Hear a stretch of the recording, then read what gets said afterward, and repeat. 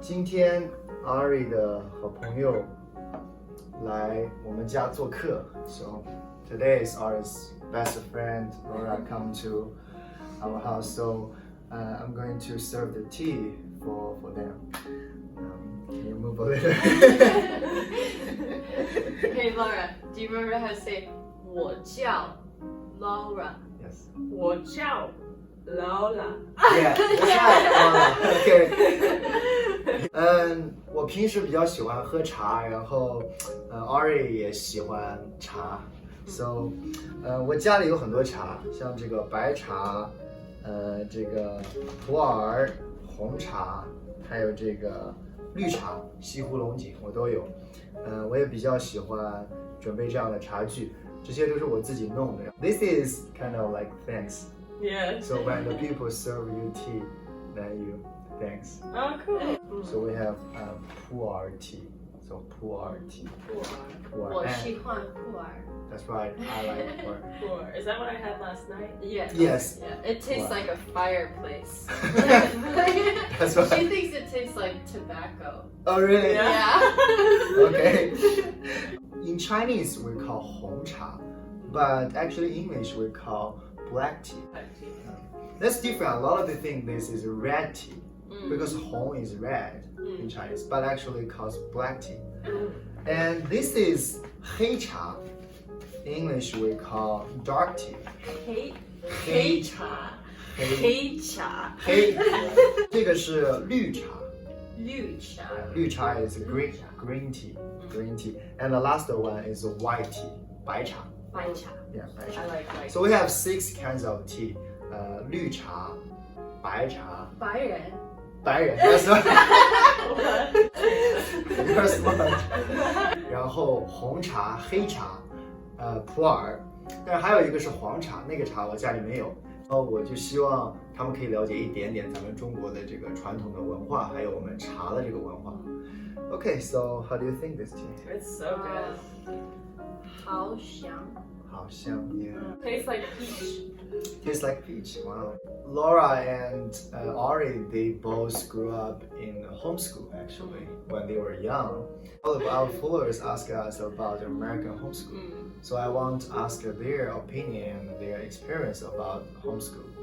So American homeschooling is primarily your mom is your teacher. Yeah. So she'll give you assignments and you have, a week to do them usually. Some people use a lot of online materials. Okay.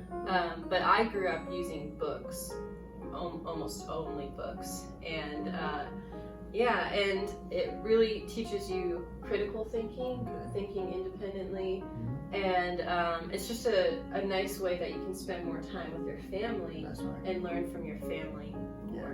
Yeah. How do you find your friends when you were young? So mostly it's your mom as your teacher, but there's also something called a tutorial. So basically you go to school once a week and all the moms come together and they all teach different subjects.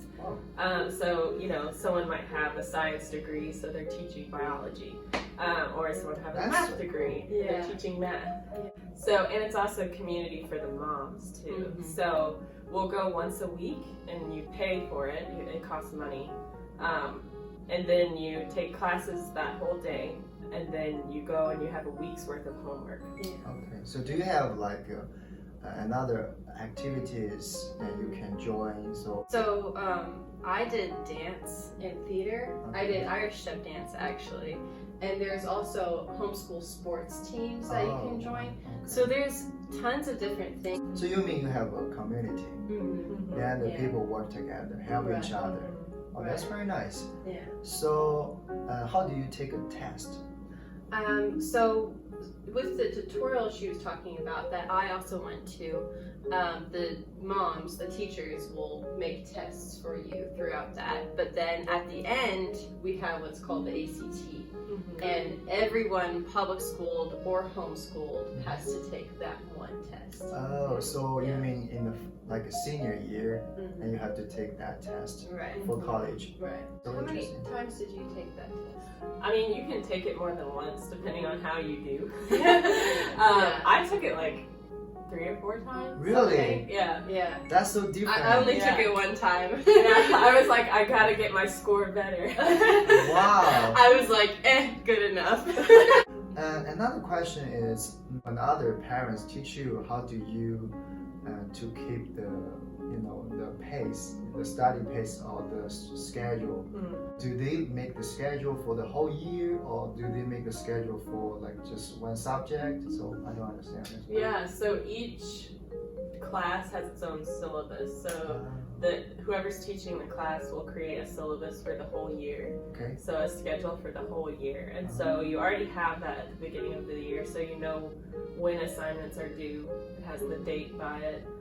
And also in class, they'll remind you, this is due next week, or, Right. something like that. So you mean the syllabus actually from the state? No, they create it. They created? Yeah. You need to follow the state's, standard of, What classes you take. right, what classes you Yeah. take. Okay. So we all have to have, a certain amount of math classes or a certain amount of science classes throughout high school.